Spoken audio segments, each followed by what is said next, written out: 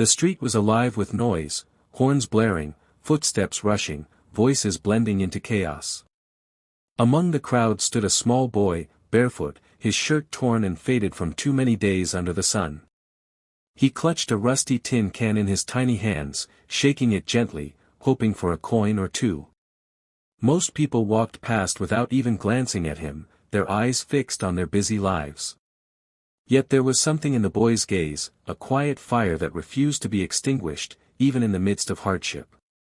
For a long moment, he remained still, as though waiting for the courage to rise from within. Then, slowly, he lifted his head. His lips parted, and with a deep breath, he began to sing. At first, his voice was soft, nearly swallowed by the city's noise. But as he continued, the sound grew stronger, rich, powerful, and overflowing with emotion. The words carried pain, hope, and longing all at once, a melody that seemed far too big for such a small boy. People who had hurried past only moments before began to pause, their steps faltering as they turned toward the sound. A young child tugged at his mother's sleeve, pointing at the boy who sang with eyes closed, as if the world around him no longer existed. In that instant, the busy street transformed. The noise of the city dimmed, and all that remained was the hauntingly beautiful voice of a poor boy, revealing a hidden gift no one expected.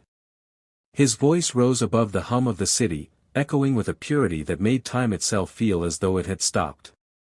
A melody so deep, so full of emotion, wrapped around every ear that heard it. One by one, strangers slowed their pace, curiosity pulling them closer. A man pulled off his headphones, confused at first, then stunned. A mother hushed her child and held her hand tighter as they stood still, listening. An elderly woman, weary from walking, leaned on her cane but refused to move, her eyes glistening with tears she couldn't explain. The boy sang as if he were pouring out every unspoken story of his life, every hunger pang, every lonely night, every dream he had dared to keep alive.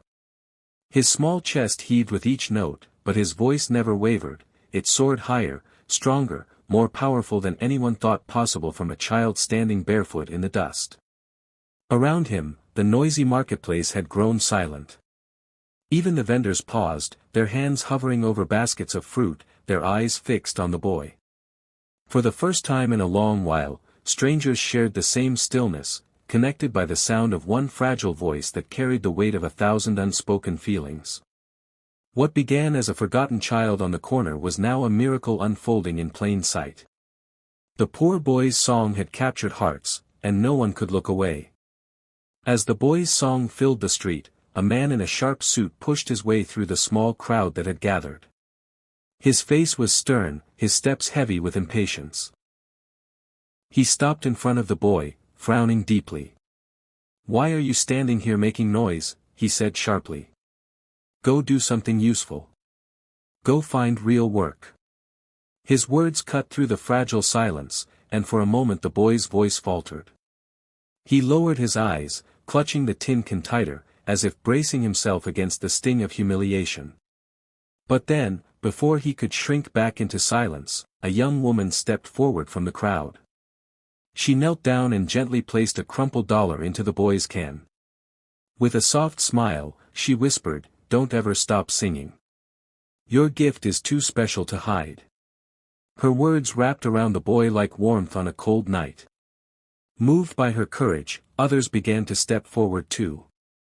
Coins clinked into the can, bills fluttered down. An old man reached into his pocket, a child shyly held out a few coins from his small hand, and soon the boy's trembling fingers held more than just money, they held proof that kindness still existed.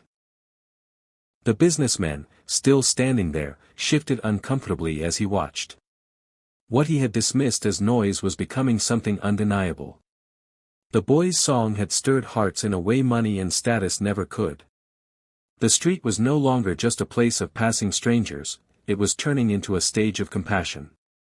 The boy closed his eyes as the melody rose higher, his voice trembling with passion yet steady with courage. Each note carried something unspoken, his hunger, his loneliness, his dreams of a life beyond the dusty streets. The crowd was silent now, utterly captivated. Some wiped tears from their eyes, unable to explain why a stranger's song had touched them so deeply. Even the businessman, who had once scoffed at the boy, found himself unable to look away. His arms, once folded in disapproval, slowly dropped to his sides. He studied the child more closely, realizing this wasn't just a beggar trying to earn pity. This was talent, pure and raw, a voice that could not be ignored. When the boy reached the final high note, his small body shook with the force of it. The sound rang out like a cry for something greater, something beyond survival. The people around him stood frozen, holding their breath, afraid to break the spell of the moment. For the first time in years, the businessman felt his heart stir. He thought of his own son, safe at home, never having to struggle for food or warmth. And in that moment of quiet understanding, he finally saw the truth: this boy was not poor in spirit, he was rich in a gift that could change lives. Slowly, with a heavy sigh, the man reached into his wallet and pulled out a large bill. With careful hands, he dropped it into the tin can, his eyes softening as the boy sang on. The final note faded into the evening air, lingering like a prayer that refused to be forgotten. For a moment, the street was silent, as if no one dared to break the magic that had just unfolded. Then, all at once, the crowd erupted in applause. Hands clapped, voices cheered, and some even whistled in awe. The boy opened his eyes, startled by the sound, his chest rising and falling quickly as he tried to take it all in.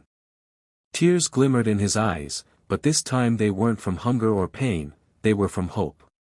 He clutched the tin can to his chest, feeling its unexpected weight, not just of money, but of kindness, of recognition, of possibility. For the first time, he felt seen. The young woman who had encouraged him earlier stepped closer, smiling warmly. "One day," she said softly, "the world will know your voice." Her words settled in his heart like a promise, one he silently vowed to keep.